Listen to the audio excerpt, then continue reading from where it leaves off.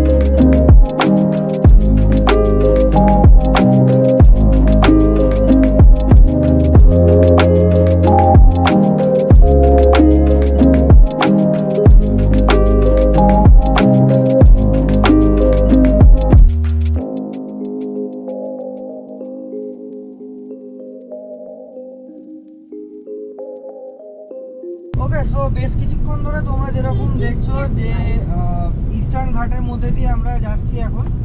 আর এই মুহূর্তে আমরা রয়েছি অন্ধ্রপ্রদেশের মধ্যে। ওড়িশা থেকে অন্ধ্রপ্রদেশ হয়ে আমরা এখন আবার ওড়িশাতে ঢুকবো শ্রীকাকুলাম থেকে আমরা হাইওয়ে ধরে নেবো টুয়ার্ডস বরকুল। তো মোটামুটি এইখানে আর 30 কিলোমিটার মতো রাস্তা বাকি আছে শ্রীকাকুলামের নামার পর্যন্ত। তো ততটা পুরোটাই রাস্তা ইস্টার্ন ঘাটের মধ্যে দিয়ে যাবে। দেখতে থাকো, তোমরা ভিউটা এনজয় করতে থাকো, আর আমি সুন্দর করে পাহাড়ি রাস্তায় ড্রাইভ করতে থাকি।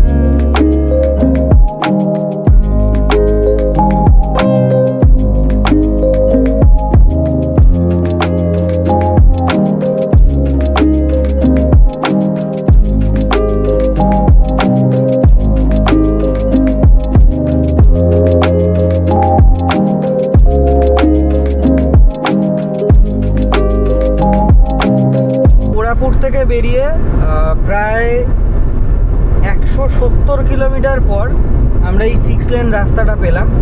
এর আগে অবধি এতক্ষণ পুরোপুরি তোমার ওই সিঙ্গেল লেন বা ডাবল লেন যাই বলো, মানে স্টেট হাইওয়েগুলো যেরকম হয় আর কি, এরকম রাস্তা দিয়ে আমাদেরকে আসতে হয়েছে, সবাইকেই আসতে হবে, সেই রকমই অবস্থা আর কি।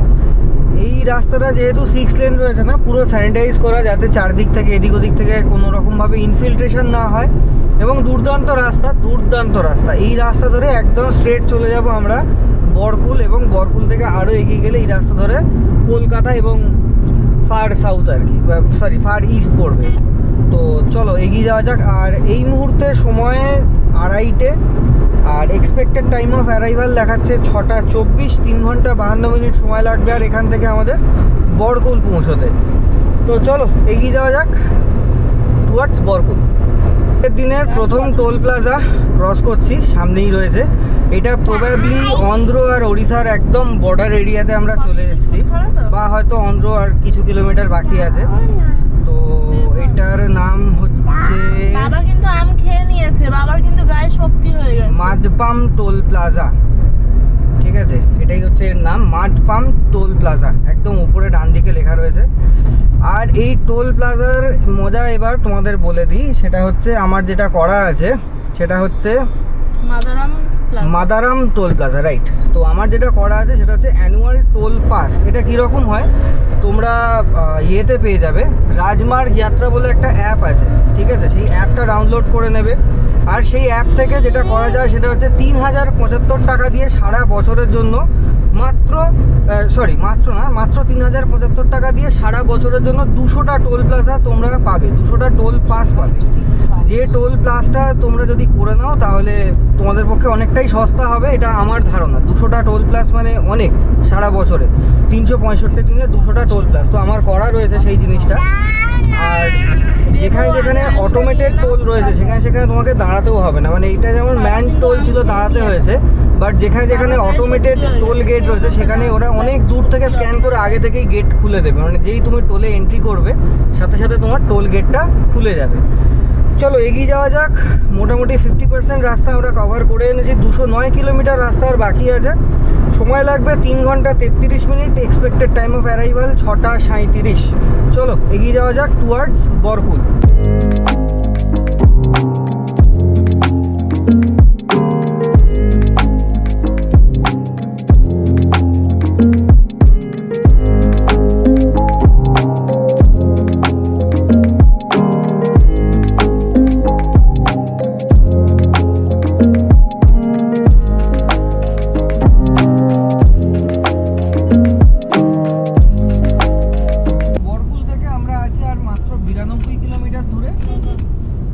লাগবে 1 ঘন্টা 49 minute, expected time of arrival 6:41, কারণ মাঝখানে অনেকবার দাঁড়ানো হয়েছে।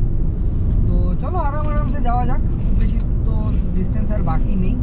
আর ওয়েদারটা দেখো সুন্দর, একদম ক্লাউডি একটা হয়ে রয়েছে, তো বেশ ভালো লাগছে আর কি ওয়েদারটা।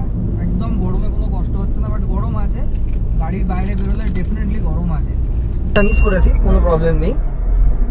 এই নেক্সট দেখিয়ে দিচ্ছি কারটা কোথায় ছিল, চুপ করো।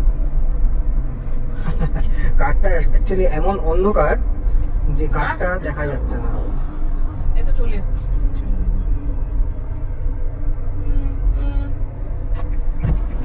এই হচ্ছে কারটা। এখান থেকে আমাকে ডান দিকে ঢুকতে হতো, আমি ভুল করে বাঁ দিকে ঢুকতে হতো, আমি ভুল করে সোজা চলে আসছি, মানে আমি এক্সপেক্ট করেছিলাম আরেকটু এগিয়ে আছে কারটা। ওকে, নো প্রবলেম। চলো, আর মোটামুটি আমরা রিসর্ট থেকে আছি একদম 1.3 কিলোমিটার দূরে মাত্র, ঠিক আছে। তো এই ঢুকে গেলাম ব্রিজের তলা থেকে আমরা, ডান দিক পুরো অন্ধকার জায়গাটা। আরে বাস, কত জল জমে আছে গো সামনেটা। ও ভাই, চলো এইখান থেকে, এইটা হচ্ছে এই যে রাস্তাটা তোমরা দেখছো, যে রাস্তাটা দিয়ে আমি এখন ঢুকলাম, এই রাস্তাটাকে বলে ওল্ড এশিয়ান হাইওয়ে। আর যেটা দিয়ে এতক্ষণ আসছিলাম ওটা হচ্ছে নিউ এশিয়ান হাইওয়ে বা এশিয়ান হাইওয়ে 45। তো এই রাস্তায় ঢুকে 400 মিটার পর রাইট টার্ন নেব। এই চলে এসেছি আমাদের রাইট টার্নের জায়গায় অনেকটা। এই যে দেখো বাঁদিকে এই যে চিল্কা ধাবা দেখতে পাচ্ছ, এই যে বাঁদিকে চিল্কা ধাবা, এই ধাবাটা ভীষণ সুন্দর। এই ধাবাটাতে একটু পরেই আমরা আবার খেতে আসবো। তো 400 টাকায় এরকম প্লেট উঁচু করে মাটন পাওয়া যায়, অন্তত পক্ষে 15 থেকে 20 পিস মাটন। এই যে দেখো লেখা রয়েছে পান্থনিবাস রোড, যেটা এই পান্থনিবাস রোড থেকে আমরা ডান দিকে ঢুকে যাব। ঢুকে গেলাম পান্থনিবাস রোড থেকে ডান দিক ঢুকে গেলাম। এটা হচ্ছে সম্বিত রিসর্টের পার্কিং এর জায়গাটা। এই সামনের যে গেটটা দেখছো, এটাই এই যে গেটটা, এটা হচ্ছে পার্কিং গেট। গেটটা মোটামুটি খোলাই থাকে, না চাবি দেওয়া আছে মনে হচ্ছে আজকে, দেখো তো চাবি দেওয়া আছে। চলো ফোন করে, চলো আজকে ভিডিওটা নামো নামো, বস বস বস বস, দাঁড়া দাঁড়া, খুব বন্ধ আছে, আমি বলছি সোনুকে ধরো, বন্ধ আছে। চলো আজকে ভিডিওটা এখানে শেষ করছি, কালকে বাড়ি যাওয়ার সময় আবার তোমাদের সাথে দেখা হচ্ছে।